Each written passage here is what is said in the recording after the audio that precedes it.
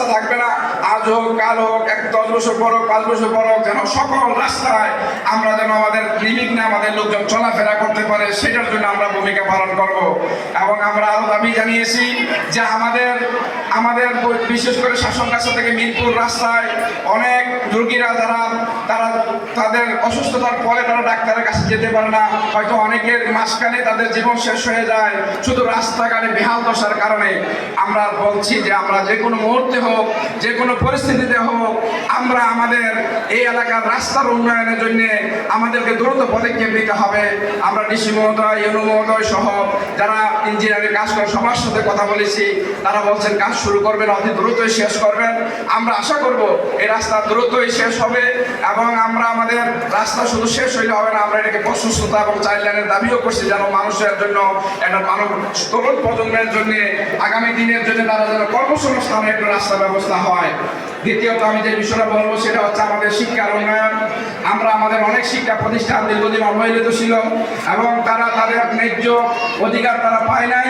সেক্ষেত্রে ভবন নির্মাণে আমরা অনেক পিছিয়ে আছি, বিশেষ করে মাদ্রাসা শিক্ষা ব্যবস্থায় অনেক পিছিয়ে আছে। এখন আমাদের মন্ত্রণালয় এবং সচিব মহোদয় তারা উদ্যোগ নিচ্ছেন আগামী দিনে যেন তারা এই মাদ্রাসা সংস্কারে কাজ করতে পারে, সে ভূমিকা নিচ্ছেন। আপনারা দোয়া করবেন। আমরা আশাবাদী মাদ্রাসায় এবং কারিগরি শিক্ষায় বাংলাদেশে একটি মাইল ফলক ভূমিকা পালন করবে ইনশাআল্লাহ। এবং কলেজ এবং শিক্ষা প্রতিষ্ঠান এবং সকল শিক্ষা প্রতিষ্ঠানের এবং লেখাপড়ার মানকে আরো উন্নত করা, আধুনিক এবং নৈতিকতা শিক্ষার মাধ্যমে আগামী দিনে যেন একটি সুন্দর শিক্ষার মাধ্যমে এ জাতি আগামী দিনে আমাদের পরিশ্রম ব্রাহ্মণপাড়ার মাথা উঁচু করে দাঁড়াইতে পারে, সেই ধরনের শিক্ষা যারা তরুণরা শিখতে পারে, সেই ব্যবস্থা আমরা আমাদের পক্ষ থেকে সর্বোচ্চ চেষ্টা আমরা করব। আমাদের পার্শ্ববর্তী সীমান্তবর্তী এলাকা হওয়ায় আমাদের অধিকাংশ তরুণ সমাজ তারা মাদকে আসক্ত হয়ে যাচ্ছে। আমরা আমাদের প্রশাসনের সাথে আমরা মত বিনিময় সভা করেছি। আমরা আমাদের সচেতন মানুষ যারা আছে আপনাদের সবাইকে আহ্বান জানাবো, একক প্রচেষ্টায় এই মাদক নির্মূল করা সম্ভব নয়। আমরা আমাদের ঐক্যবদ্ধ প্রচেষ্টার মাধ্যমে আপনাদেরকে সাথে নিয়ে সবাই যদি আমরা সতর্ক হই, তাহলে আমাদের তরুণ সমাজকে আমরা মাদক মুক্ত একটি তরুণ সমাজ আমরা করতে পারবো ইনশাআল্লাহ।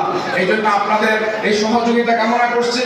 পাশাপাশি আমাদের সার্বিক উন্নয়নে আমরা চাই আমাদের ভিতরে ভেদাভেদ ভুলে গিয়ে ঐক্যবদ্ধভাবে আগামী দিনে যদি আমরা জগৎপুর আমাকে আদর্শ গেলাম, সেই আদর্শ যদি আমরা ধরে রাখতে চাই, তাইলে আমাদের যুব সমাজকে আমাদের মুরব্বীদেরকে পক্ষ থেকে গাইডলাইন দিতে হবে। তারা যেন আধুনিক শিক্ষায় শিক্ষিত হয়, নৈতিক শিক্ষায় শিক্ষিত হয়, তারা জগৎপুরকে বাংলাদেশের জন্য, বরিশালের জন্য, কুমিল্লার জন্য একটি শ্রেষ্ঠ গ্রামে পরিণত করতে পারে। আলহামদুলিল্লাহ, জগৎপুর গ্রামের অনেক ইতিহাস ঐতিহ্য সুনাম রয়েছে।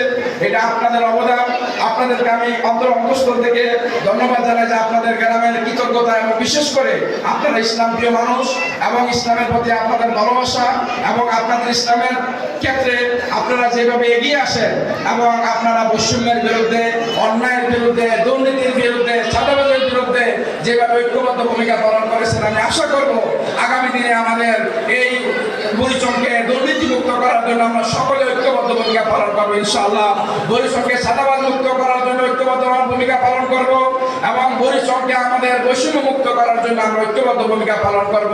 আমরা আপনাদের সুস্বাস্থ্য কামনা করে আপনাদের সবাইকে ধন্যবাদ জানিয়ে আমরা যেন আপনাদের সাথে নিয়ে আমরা আপনাদের কথা দিচ্ছি যে আপনারা নিশ্চিত থাকেন, আমরা শাসকের ভূমিকা পালন করব না, আপনাদের খাদেম হিসেবে আমরা ভূমিকা পালন করতে পারলে আমরা কৃতজ্ঞ হব। আমাদেরকে খাদেম হিসেবে কাজ করার আপনারা সুযোগ করে দিবেন।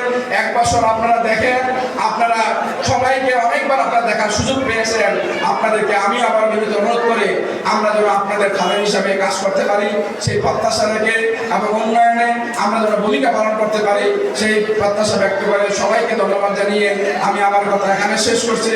বাংলাদেশ জিন্দাবাদ, বাংলাদেশ জামাত ইসলামী জিন্দাবাদ, জগৎপুরবাসী জিন্দাবাদ। আসসালামু আলাইকুম ওয়া রাহমাতুল্লাহি ওয়া বারাকাতুহু।